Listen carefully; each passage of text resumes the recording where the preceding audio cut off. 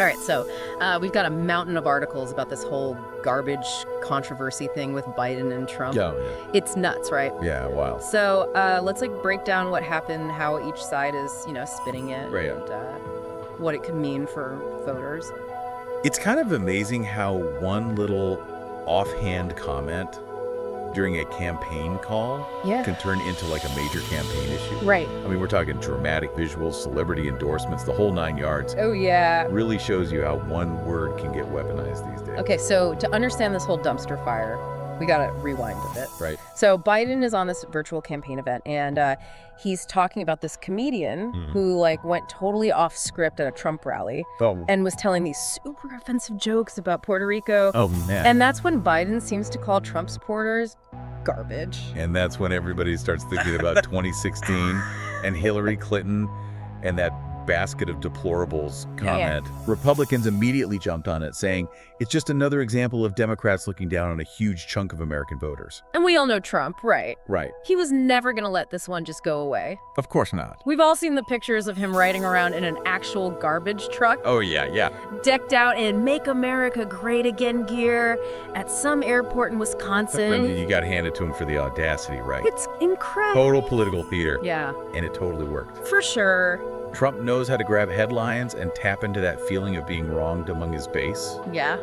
The whole garbage truck visual was bold, controversial, and yeah, brilliant. So he totally changed the conversation away from the comedian's offensive jokes and put Biden on the defensive. Yeah. And suddenly everyone was talking trash. Literally. Yeah, exactly. But while Trump was taking his victory lap, the White House was trying to do damage control. Oh, yeah. They went in and edited the official transcript of Biden's remarks to make it look like he was only talking about the comedian's supporters, Oh, I see. not all Trump supporters. Right. Biden even went on X to clarify things, Okay. saying he was really just condemning the demonization of Latinos. Uh-huh. But the damage was done. Yeah, once it's out there. So this whole thing throws a wrench into the Democrats' plans with the election so close. Yeah, big time. Instead of focusing on, their final pitch to voters, Right.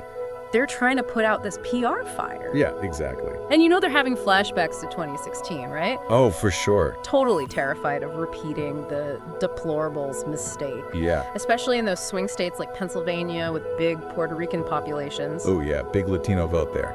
They're worried this will, make people not vote and cost them the election. It's a legitimate concern. Yeah.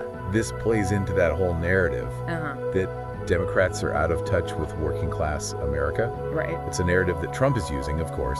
Yeah. He's positioning himself as the defender of the forgotten man who feels disrespected and ignored by the elites. And to make it even worse, he's got some backup from an unexpected place. Really? Brett Favre, the football guy, Oh, wow. came out and publicly defended Trump supporters at a rally. No way. Yeah, basically saying, hey, we're not garbage. Wow, okay. So now you've got Favre, a super popular figure. Especially with certain voters. Yeah, particularly among white working class voters. Right. Giving legitimacy to this idea that Trump supporters are being unfairly targeted and demonized. All about framing, right. It's like this whole thing has become a battle for the soul of America. Yeah. Each side saying they represent the real Americans. It's class warfare meets culture war, all wrapped up in a garbage bag.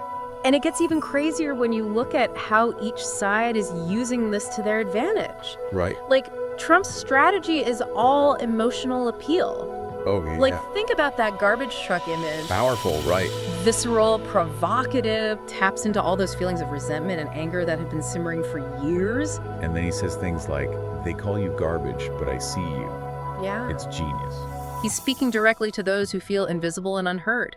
And then you compare that to how the Democrats are approaching it. Right. They're playing it safe, trying to downplay the whole thing, Yeah. and refocus attention on Trump's own history of saying inflammatory stuff. Right, pointing to his attacks on certain groups, his role in January 6th. Yeah. Basically saying he's the one who divides us. It's a more logical approach, appealing to reason and evidence.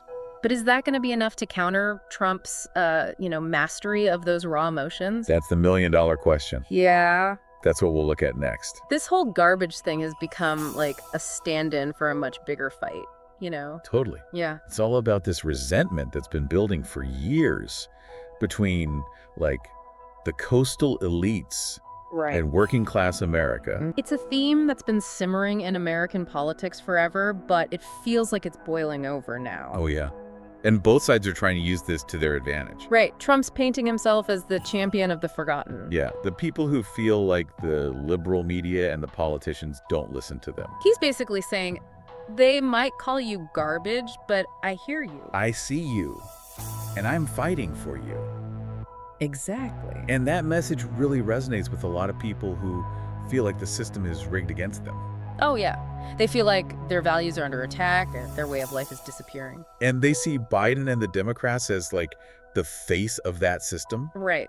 The elite class that doesn't understand their struggles. But the Democrats are trying to flip the script. Yeah, how so? They're saying that Trump is the real out-of-touch elitist. No. Pointing to his wealth, his penthouse in Manhattan, and his policies that they say only benefit the super rich. So they're trying to show how his man of the people image is fake. Yeah. But the thing is, Trump has this uncanny ability to connect with those voters on a gut level. Yeah. He speaks their language, understands their frustrations. Yeah. And he doesn't care about being politically correct.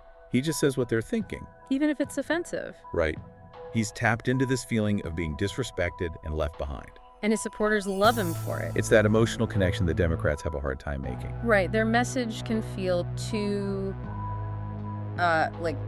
polished and intellectual. Too much about policy details and not enough about feelings.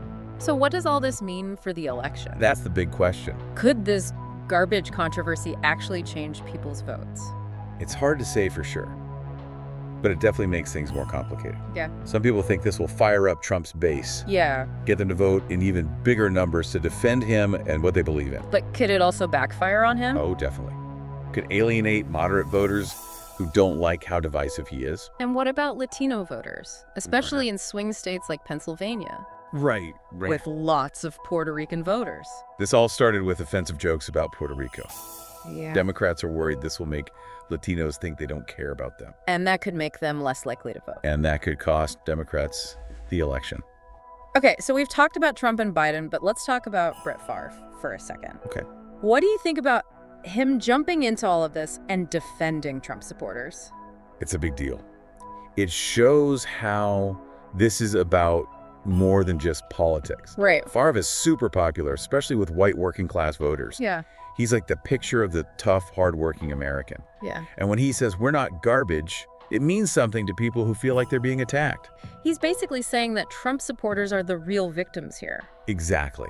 And that's a really powerful message, especially in an election year when people are already anxious about the economy and culture. Right. It plays into this fear that the country is changing in ways they don't like and that nobody's listening to them. Yeah. So how do you think this will affect undecided voters? It's a gamble for both sides. Okay. Trump's hoping that Favre will get his base even more fired up. Yeah. And maybe even win over some undecided voters in those swing states. But it could backfire too, Yeah, right? Absolutely. Some voters might see Favre's support as just more proof that Trump is divisive and inflammatory. Yeah. And it could push Latino voters even further away. Okay, so where does all this leave us? Well, we've got an election that's already super close. Yeah. And now we have this huge controversy that's tapping into some of the deepest divides in America. It really shows how much words matter and how we talk about these issues matters. Right. How we frame things can really affect how people see things. And ultimately how they vote. Yeah, absolutely. So as we get closer to the election, this garbage controversy is going to be a big talking point. Oh, yeah. Could even decide who wins. But beyond the politics of it all, this whole thing makes you think about how we talk to each other as a country. Right. How do we fix these divides? How do we talk about these difficult topics without attacking each other? And how do we make our political system feel more inclusive? So that everyone feels like they belong, no matter who they are or what they believe. Those are questions we'll have to deal with even after the election is over. But for now, it's important to stay informed, Right. talk to each other respectfully, Yeah. and remember that we're all in this together. Even when it feels like we're not. Yeah. It's crazy, right? We're like almost at the end of this crazy election season, and this garbage thing is still a big deal. What's really interesting to me is how this has become like a mirror for people's political beliefs. Yeah. Like we're all looking at the same thing, but we see something totally different. Right. It just proves how biased we all are, and it makes it even harder to find any common ground. Yeah, it feels like we're living in different worlds. Totally. Scrolling through our social media and seeing all these memes and articles that just reinforce what we already believe. Yeah, and social media just makes it worse. These algorithms feed us stuff that we already agree with. Yeah. It's like you're in echo chambers where you never hear anything different. And that makes it so much harder to talk about these complicated things. It really does. Just like we've forgotten how to disagree with someone without hating them. Right? We jump to conclusions, we assume the worst about people who think differently. It creates this atmosphere where people are scared to say what they really think. And that's not good for democracy. Not at all. So, how do we fix it? How do we break out of these echo chambers and start actually talking to each other? I think it starts with each of us. Okay. We have to be more careful about what we read and watch and who we trust. Yeah. Are we trying to hear different viewpoints, or are we just sticking with what we already know? And it's not just about what we read, right? It's about how we talk to people online and in person. Exactly. Are we really listening, or are we just waiting to say our piece? It's about questioning what we believe, being okay with being wrong sometimes, and having tough conversations with people who disagree with us. It's hard, but it's so important if we want to heal these divides and be a more united country. Maybe this whole garbage mess is a chance for us to look at ourselves. Yeah, quite. It's showing us how ugly our politics have become and making us ask if this is the kind of country we want. Right. Do we want a country full of anger and division? Or a country where we can disagree but still respect each other? And work together to solve problems. Exactly.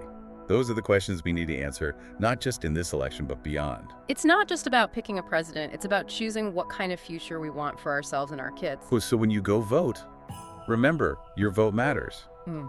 It's a way to show what you believe in and what you want the future to look like. And remember, there's so much information out there, so be critical, be curious, and be kind. Don't be afraid to question what you think.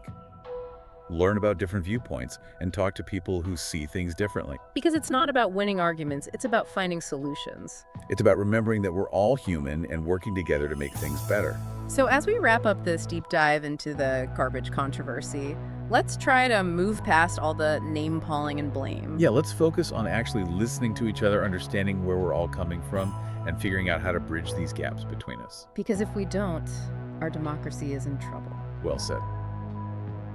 That's it for our deep dive into this whole garbage mess. It's been a wild ride, but hopefully you learned something along the way. Thanks for listening.